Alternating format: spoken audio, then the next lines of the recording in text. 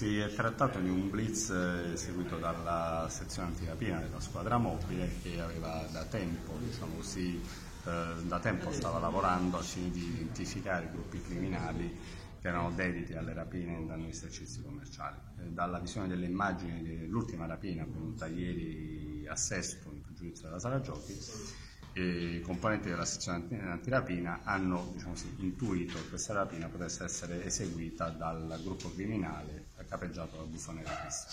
Sapevamo, diciamo, qual è il posto solitamente utilizzato da questo sodalizio al termine delle attività illecite, il posto dove solitamente diciamo, si ritrovavano il loro covo, diciamo così, che è questo capannone a Soleris, e da lì è partita quindi la perquisizione e il blitz da parte della squadra mobile, arrivati chiaramente dalle volanti dell'ufficio di prevenzione generale.